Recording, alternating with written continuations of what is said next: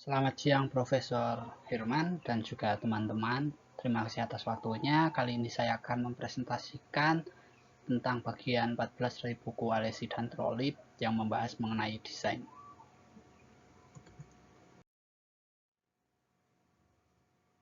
Dalam presentasi ini, saya akan membahas mengenai yang pertama adalah tujuan desain, lalu mengembangkan ide awal konten, melakukan analisis tugas dan konsep, melakukan deskripsi program awal, menyiapkan prototipe, menyiapkan naskah, dan mendapatkan persetujuan klien. Seorang yang mempunyai tugas untuk merancang disebut perancang atau desainer. Desainer bertugas untuk membuat pembelajaran berlangsung dengan cara yang efektif dan efisien. Desainer instruksional menyusun dan mengartikulasi desain dan detail program instruksional. Poin pertama adalah tujuan desain. Desain instruksional berperan untuk menyusun informasi sehingga dapat dipelajari secara efektif dan merancang kegiatan yang memaksimalkan minat, pembelajaran, dan retensi. Desainer instruksional akan bekerja bersama klien, manajer proyek, ahli konten, guru atau pelatih, peserta didik, dan staf produksi yang mana semua pihak itu akan berperan dan memiliki pekerjaan masing-masing. Poin kedua adalah mengembangkan di awal konten. Pengembangan ide awal konten dimulai dengan mencari inspirasi, lalu dilanjutkan dengan menghilangkan beberapa ide awal.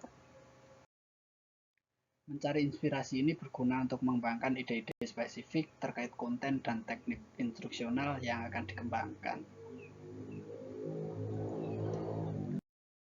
Kemudian menghilangkan beberapa ide awal. Untuk menghilangkan beberapa ide awal, maka Anda harus memperhatikan karakteristik populasi peserta didik, hubungan ide dengan materi pelajaran dan tujuan, jumlah waktu yang dibutuhkan untuk mempelajari konten, batasan sistem penyampaian, serta kemampuan staf produksi. Poin ketiga, analisis tugas dan konsep. Pada tahap ini, Anda mempunyai tugas untuk menganalisis setiap urutan, kemungkinan, dan skenario dalam sebuah desain instruksional, mulai dari ya atau tidak. Apabila ya, maka akan menghasilkan apa, dan apabila tidak, akan menghasilkan apa. Contohnya adalah sebagai berikut, itu adalah proses tidur. Jadi ada beberapa proses diurutkan dengan runtut dan jelas. Poin keempat, deskripsi awal program.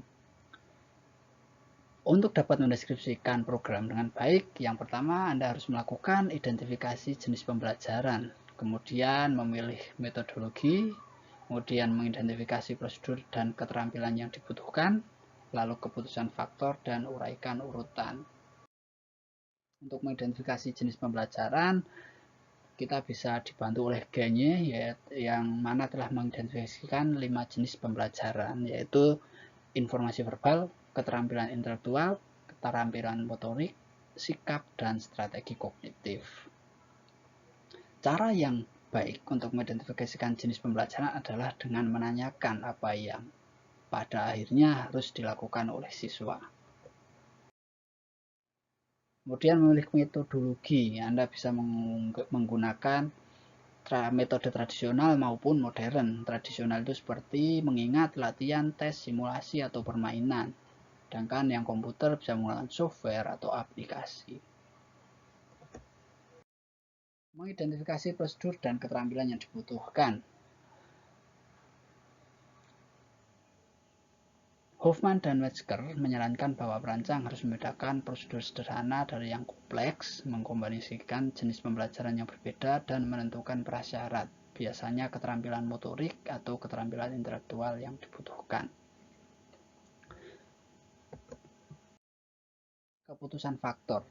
Buatlah keputusan secara sistematis terhadap semua faktor yang relevan dengan metodologi yang dipilih. Selalu berhati-hati dalam mempertimbangkan setiap faktor yang relevan dan berpikir dengan hati-hati tentang bagaimana menerapkannya dalam program. Uraikan urutan dan temukan gambaran awal tentang urutan program.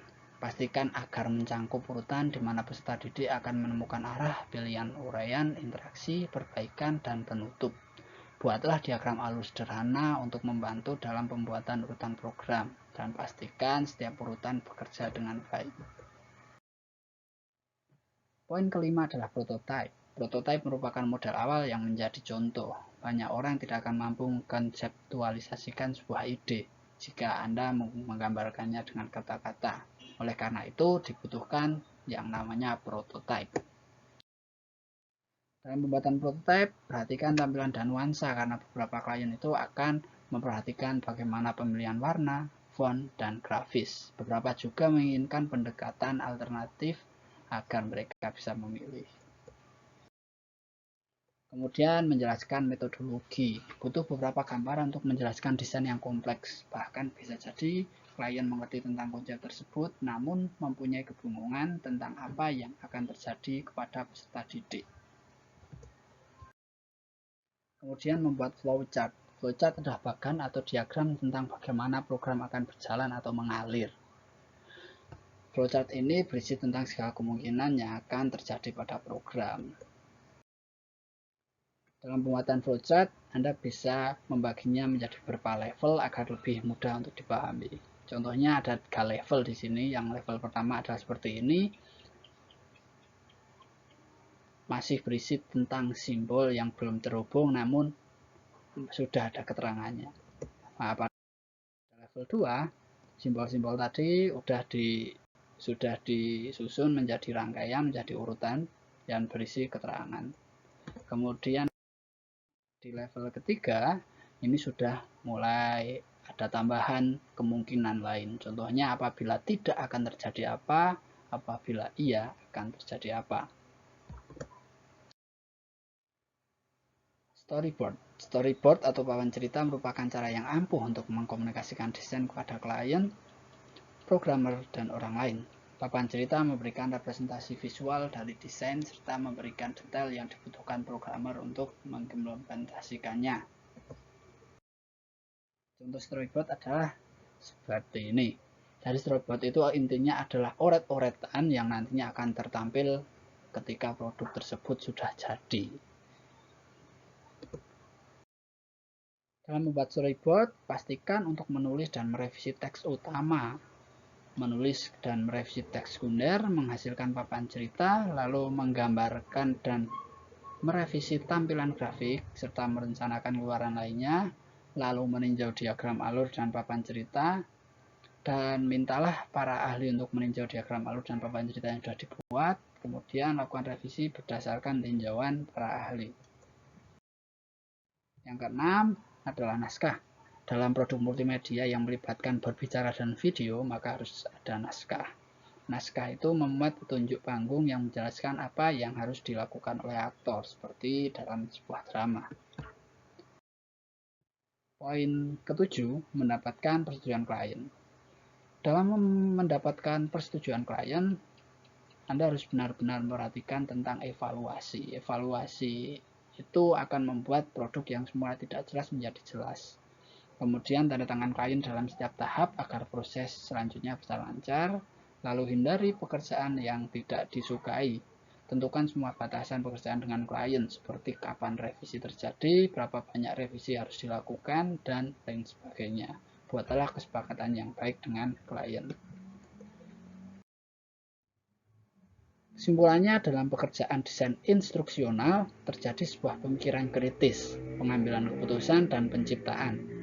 Mulailah dengan menyediakan dokumen desain untuk semua yang terlibat. Temukan cara untuk mencocokkan perlakuan Anda terhadap konten dengan kebutuhan dan karakteristik peserta didik yang kadang berbeda. Seimbangkan ide Anda dengan anggaran yang tersedia. Yang terakhir, atur waktu dengan baik. Demikian presentasi saya. Terima kasih atas perhatiannya. Mohon maaf apabila ada kesalahan. Selamat siang.